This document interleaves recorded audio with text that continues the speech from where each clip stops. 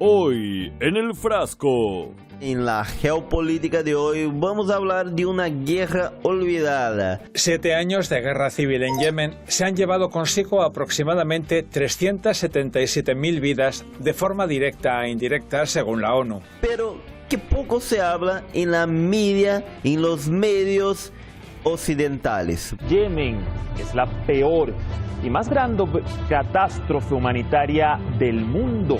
This war has to end. ¿Tienes idea de lo loco que se oye eso? This war has to end. And to underscore our commitment, we are ending all American support for offensive operations in the war in Yemen, including relevant arms sales. Joe Biden rompe así la línea seguida por sus dos predecesores. Y pocos meses después... Guess what Joe Biden's doing now?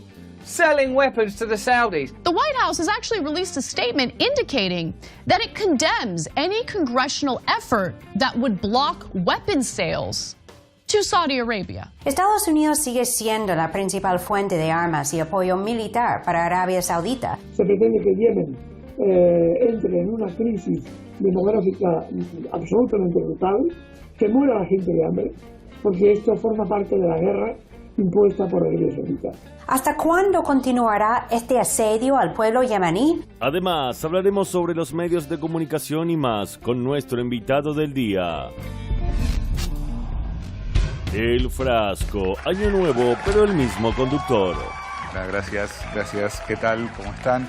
Bienvenidos al nuevo programa de El Frasco, Medio Sin Cura, esta suerte de recipiente donde se dan cita las noticias de la semana, lo que se dice en las redes sociales y lo que supuestamente es la realidad internacional. Se fue 2021 y Biden no parece haber tenido un buen año, a tal punto que esto ni siquiera pudo ser disimulado por la prensa hegemónica.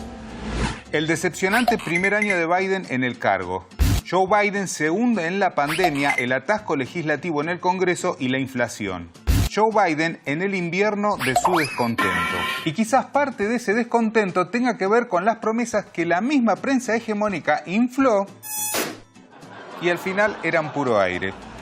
Biden pospone su promesa de cerrar el centro de detención de Guantánamo. Lo mismo que le pasó al bueno de Obama. Y todo esto contrasta con la compasiva imagen que un sector mayoritario de la prensa construyó sobre Biden en contraposición al malvado Donald Trump. Sin embargo, esa bondad de Joe es difícil de sostener ante los hechos.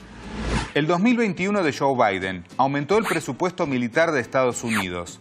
Bombardeó Irak, Siria, Afganistán y Somalia. Continuó sanciones criminales a Cuba, Nicaragua, Venezuela, Irán, Siria, etc. En la frontera de Estados Unidos recibieron a los migrantes con latigazos. Incrementó la ayuda al régimen israelí. No detuvo la guerra contra Yemen y siguió vendiendo armas a Arabia Saudita. Y vamos a detenernos precisamente en el tema de la agresión saudí a Yemen. Vean lo que decía el propio Biden en 2019 acerca del asesinato del periodista Khashoggi y sus consecuencias. Khashoggi was in fact murdered and dismembered, and I believe in the order of the Crown Prince. And I would make it very clear, we were not going to in fact sell more weapons to them. De modo que ante el descuartizamiento de un periodista por orden, según el propio Biden, del príncipe heredero saudí, se detendría la venta de armamento a este régimen, una promesa que entusiasmó a varios medios. Oportunidades de la administración Biden para promover la paz en Yemen. Yemen en la era Biden, cómo Europa y Estados Unidos pueden presionar por la paz. La oferta de paz de Biden en Yemen se enfrenta a duras verdades. Y es que una de las duras verdades a las que se enfrenta es aquello de que dejar de venderle armas a los saudíes era mentira. Aunque el presidente Biden había prometido poner fin al apoyo estadounidense de la ofensiva saudita en Yemen, el Departamento de Estado notificó al Congreso en noviembre que aprobaba la venta de $650 millones en misiles y otros equipos militares al gobierno saudita. Y ese armamento que enriquece al tío Sam hoy está siendo, oh sorpresa, arrojado sobre civiles. Arabia Saudita está haciendo explotar un aeropuerto y barrios residenciales en la capital de Yemen con bombas fabricadas en Estados Unidos. Pero, ¿no es el nuevo cachorro de Biden el más lindo? Efectivamente, mientras más bombas son arrojadas en Yemen, no dejemos que esas nimiedades empañen lo que a gran parte de la prensa estadounidense realmente le importa. Desde marzo de 2015, Arabia Saudí encabeza una guerra devastadora contra Yemen. The President and First Lady have welcomed a new member of their family to the White House. Take a look. Hey, pal. How you doing? How are you?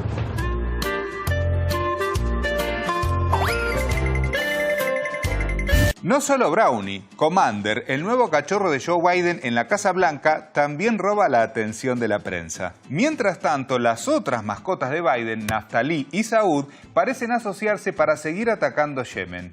¡Suelten a los perros! Informe, Riad recurre a Israel para evitar más fiascos en Yemen. Aviones estadounidenses e israelíes participan en el bombardeo de Saná. Lo cierto es que mientras la prensa mira hacia otro lado, Yemen está siendo bombardeado y asediado desde el año 2015 y esto ha provocado una crisis humanitaria sin precedentes.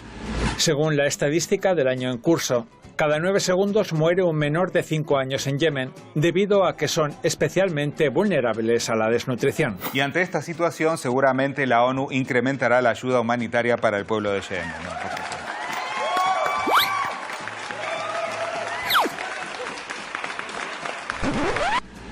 La ONU redujo la ayuda alimentaria a Yemen por falta de fondos. Y hablando justamente de ayuda humanitaria, veamos el gesto solidario que el tío Sam gestionó para con Afganistán. Estados Unidos propone en la ONU facilitar ayuda humanitaria a Afganistán durante un año. Y los gestos de Washington siempre nos inspiran. No se preocupen, no se preocupen. Acá tengo una bandita. No puedes estrangular la economía de un país y matar de hambre a su gente para luego proporcionar una bandita y fingir que eres el bueno. Pero además esto sucede mientras es Estados Unidos quien embarga los bienes de los afganos y el pueblo no desconoce esta situación. Protesta en Kabul contra las sanciones de Estados Unidos a Afganistán. Por supuesto que esto nos retrotrae a agosto del año pasado, cuando seguramente ustedes recordarán, muchas cadenas de noticias reflejaban una denodada preocupación por el pueblo afgano. Preocupación en los organismos internacionales por la población afgana. Estados Unidos expresa profunda preocupación por el futuro de mujeres y niñas afganas. No podemos ni debemos abandonar al pueblo de Afganistán, dice Guterres al Consejo de Seguridad. Según el diccionario, entendemos por hipocresía el fingimiento de cualidades o sentimientos contrarios a los que verdaderamente se tienen o experimentan. Los principales expertos de los medios de comunicación que afirmaron estar profundamente preocupados por el pueblo afgano para tratar de justificar la ocupación militar permanente de Estados Unidos, ahora guardan un misterioso silencio mientras las aplastantes sanciones estadounidenses desatan una hambruna masiva en Afganistán. Y mientras en muchas partes del mundo la llegada del nuevo año fue en medio de brindis y fuegos artificiales, en Palestina no pueden decir lo mismo. Aviones de guerra de ocupación israelí atacan varios sitios de la resistencia palestina en la Franja de Gaza. Como de costumbre, los medios dominantes se apresuraron a justificar el ataque diciendo que era en respuesta al lanzamiento de proyectiles. De lo que justo se olvidaron esos mismos medios es de contar lo que les pasó a los colegas en Palestina en el año que acaba de terminar. Lo que cierta prensa oculta, 384 ataques israelíes a periodistas en Palestina en 2021. Quien sí se atrevió a hablar sobre lo que ocurre en Palestina fue casualmente un presidente denostado por esa misma cierta prensa. Palestina grita, auxilio. Palestina clama por el apoyo. Crímenes diarios, asesinatos de jóvenes. Lo que ocurre en Palestina y los asesinatos del Estado sionista no tiene nombre en este mundo, no tiene nombre. No ocurre en ningún lugar del mundo. Lo que sí tenía nombre, pero se fue quedando sin gasolina en 2021 hasta extinguirse, fue el llamado Grupo de Lima. De Lima. Correcto. El llamado Grupo de Lima, que se creó para apoyar el intento de golpe de Estados Unidos y tratar de legitimar al títere Guaidó, ha sido oficialmente enterrado y Perú ha normalizado las relaciones con Venezuela, entregando credenciales al embajador oficial venezolano. Aunque si bien muerto está el perro, no se acabó la rabia del tío Sam y otra de sus preciadas mascotas está al acecho, Guaidó. Estados Unidos renueva su apoyo a Guaidó y pide a Maduro volver al diálogo. Un apoyo que sustenta cierto robo y que parece tener tintes de ficción literalmente. Guiño a Guaidó, la Corte Suprema Británica mantiene las 31 toneladas de oro venezolano lejos de Maduro. Asaltar el Banco de Inglaterra al mejor estilo de Casa de Papel, una de las series de moda, pues pareciera que es la salida que Londres deja como única alternativa a las disputas del oro venezolano. Estados Unidos insiste en su apoyo a Guaidó y el canciller venezolano responde. Pretenden continuar con el expolio descarado de los recursos. Un expolio que se sustenta en una narrativa mediática, una narrativa que se sustenta en el poder comunicacional del cual nos habla el filósofo José Pablo Feynman. Lo vemos y hablamos con nuestro invitado del día. ¿Por qué la revolución comunicacional del imperio norteamericano ha sido justamente eso, una revolución comunicacional? Porque por medio de esa revolución condiciona, forma las subjetividades de los receptores, hace de los demás un enorme mundo de receptores de la verdad que emite ese inmenso poder comunicacional. Entonces, el poder crea la verdad. Es la verdad que el poder puede repetir 30.000 veces, 50.000 veces, 60.000 veces en un día, hasta que usted se la crea.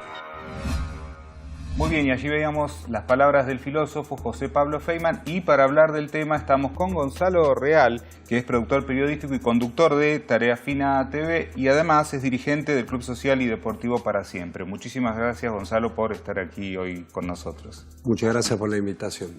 Bueno, Gonzalo, allí veíamos entonces esta reflexión. Muchas veces se habla de que la industria armamentística, la farmacéutica incluso son las más poderosas del planeta, pero ¿en qué lugar deberíamos poner a la industria comunicacional, no?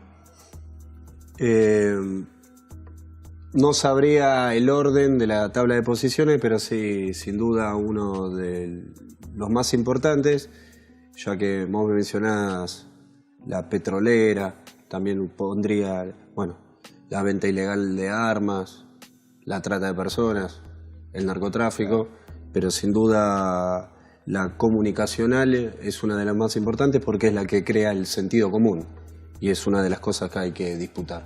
Exactamente, bueno, y vos trabajás en un medio alternativo, en un medio que se podría decir que es contrahegemónico, ¿no? Sí. ¿Qué desafíos hay en la actualidad con este tipo de medios? Y el desafío, tal vez por lo menos en este país, es uno, la federalización de los medios de comunicación y desarrollar lo que se conoce el complejo TIC, la tecnología, la información y la comunicación. Desarrollarlo en base también a lo que se olvidó y fue una de las mejores cosas que tuvo el kirchnerismo, que fue la ley de medios de comunicación audiovisual. Uno de los desafíos es justamente que no cruzar la General Paz, desarrollar la tecnología, porque hoy en día podremos vivir en el año 2022, donde se dice que vivimos en la sociedad de la información, pero eso choca contra la realidad de que está bastante concentrado en los monopolios de la información, de la comunicación, y tecnológicamente uno necesita también tener acceso. Y es bastante, choca con la realidad de que es bastante excluyente eso.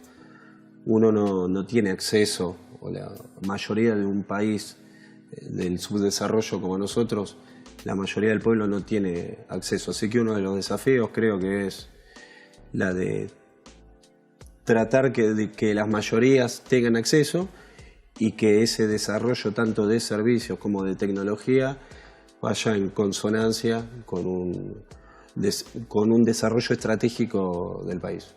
Y también la importancia, ¿no?, de esta cuestión de ponerle el micrófono a los que generalmente no tienen voz, ¿no? Porque siempre, digamos, en los medios dominantes las voces son personas más, personas menos, son siempre las mismas. Exacto. Y lo que pasa con la difusión de los medios comunitarios es esto, ¿no?, de ver qué le pasa a lo que decías vos, a la gente que está del otro lado de la General Paz, ¿no? Exacto. Tratar de, frente a esta realidad que acabo de mencionar, tratar de ser un oasis y una alternativa real. Uno de los objetivos y desafíos de esta clase de medios es tener la agenda propia, y por ahí es una discusión interesante la de si darle voz a los que no tienen voz, porque sería tener la intención de conducirlos o de bajar leña, sino la de por lo menos darle la herramienta y que ellos la desarrollen. Muy interesante eso.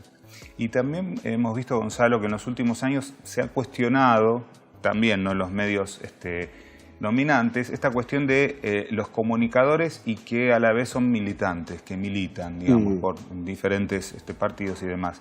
¿Cómo ves este tema, sobre todo en relación a esta lógica liberal y a la ética solidaria?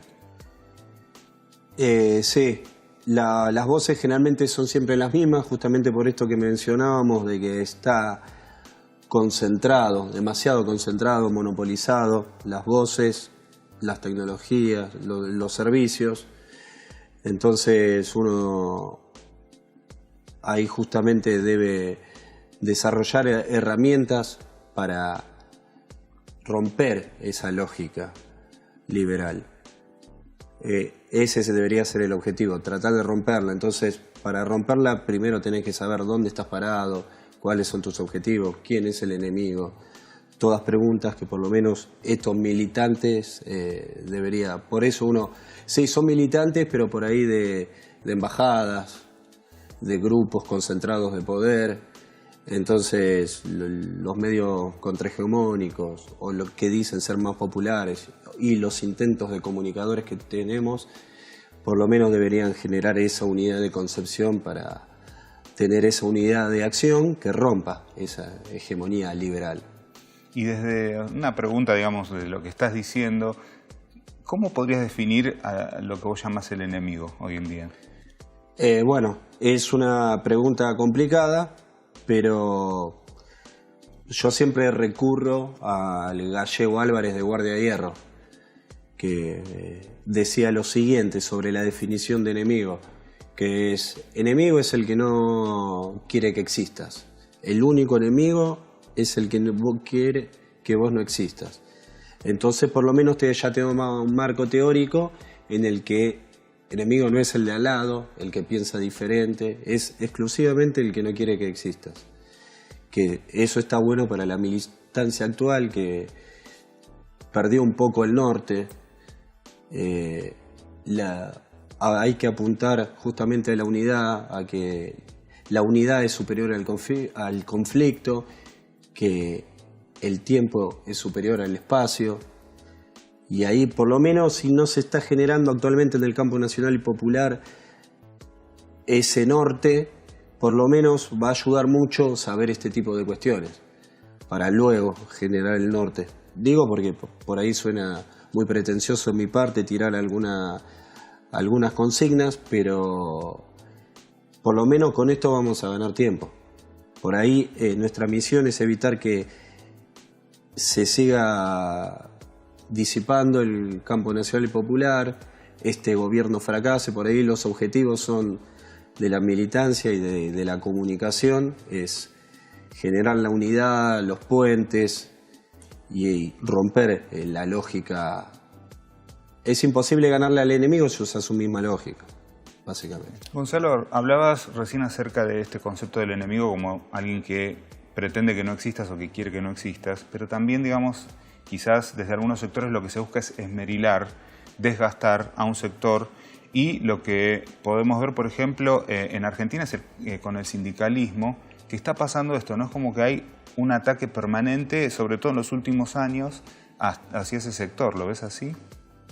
Sí, lo veo así. Y el objetivo creo que es, humildemente, yo por eso mencionaba anteriormente, soy un militante sindical, un militante territorial y un militante de la comunicación. Trato de hacer una militancia integral. No pertenezco a espacios orgánicos como un partido político o una orga, como se les dice hoy en día. El objetivo es justamente detrás de todo de esa demonización que vos mencionás hacia el modelo, porque lo que están demonizando más que los sindicatos es el modelo sindical argentino. Es lo único que queda organizado en este país y lo único que puede romper la lógica que estamos mencionando es el modelo sindical argentino, que no es cualquier modelo, hay que tener en cuenta ese tipo de cosas, formarse. Los militantes por lo general no defienden el modelo sindical argentino, ni siquiera lo entienden. A ver, lo tratan de burócrata, que falta democracia, todas cuestiones que la verdad le hacen juego al enemigo. No ayuda a la liberación nacional tener esos conceptos erróneos, totalmente erróneos, porque creo que el objetivo que vos me preguntaste es justamente, si vos atacás el modelo sindical, atacás la unidad del trabajador, de los trabajadores, que es lo único que puede hacer grande a un país, y como bien sabemos, la única clase de hombres es la que trabaja. Y por eso hay que defenderlo, porque hay que hacer que las organizaciones libres del pueblo, como los sindicatos, los clubes de barrio, salgan de ahí los dirigentes, los cuadros conductores, no salgan de la abogacía política, que la democracia que estamos viviendo es bastante liberal y representativa. En cambio, las que te acabo de mencionar, tanto sindicatos como clubes, son democracias orgánicas y directas. Entonces ahí rompes una lógica liberal bastante fuerte, porque no es un problema solo de Argentina, sino de toda la región. Es imposible la paz social con millones de corazones rotos. Muy buena frase esa. Y digamos, hablaste de la región, estamos viendo, ¿no?, lo que ha pasado en Chile, por ejemplo, lo que pasó en Perú. Hay elecciones en Colombia este año, hay elecciones en Brasil, muy importantes este año. ¿Y cómo avisoras, digamos, lo que viene por lo menos para la Argentina y para la región? Es muy difícil, pero bueno, el tema, también hay otra cosa a discutir, es la formación en geopolítica y en relaciones internacionales de los compañeros, sin duda, porque por más que la ignores a la geopolítica, sus consecuencias las vas a sufrir igual. Y es muy tonto pensar de nuestra parte que las discusiones muy bajas que tenemos, se discute también, como decía Perón, que en Argentina es un país muy politizado, pero con poca cultura política. Hay que discutir y formarse en este tipo de cuestiones, porque uno se da cuenta que nuestros niveles de discusión política por ahí, que hay que formarse más y apuntar justamente a las cuestiones regionales para darse cuenta que también en otras partes del país, del mundo, mejor dicho, se discuten. Los iraníes discuten otras cosas, los rusos discuten otras cosas, los chinos discuten otras cosas. Entonces hay que por ahí cambiar un poco la lógica en la que nos estamos manejando. Bueno, de alguna forma desde los medios alternativos por lo menos hacemos el intento, ¿no?, justamente de tratar de concientizar a la gente acerca de esto que decís vos, que lo que pasa en el resto del mundo indefectiblemente repercute en cualquier otro lado, ¿no? Exacto. Por ahí en este tiempo se usó mucho la palabra, no da la correlatividad de fuerzas. Si no lo intentaste, ¿cómo lo sabes? Y uno ve ejemplos. Como mencioné anteriormente, en otros países se discuten otro tipo de cuestiones. Y acá regalamos todas las discusiones. Y eso se tiene que terminar. No vamos. Bueno, Gonzalo, muchísimas gracias por haber estado aquí en el programa. Gracias a ustedes. Un gusto. Y nosotros, señoras y señores, como siempre, nos vamos a un retro-tweet, una frase del pasado que, sí señor, tiene mucho que ver con lo que hemos visto en el programa del día de hoy. El arma de los imperialismos es el hambre. Nosotros los pueblos sabemos lo que es morir de hambre. El talón de Aquiles del imperialismo son sus intereses. Eva Perón. Muy bien, señoras y señores, eso ha sido todo por hoy en El Frasco, medio sin cura. Usted ya lo sabe, ante cualquier duda, consulte a su medio hegemónico de confianza. Los esperamos la próxima semana, como siempre, aquí, por Hispan TV. Al mejor estilo de Casa de Papel. ¿Hasta cuándo continuará? En la media, en los medios. No ocurre en ningún lugar del mundo.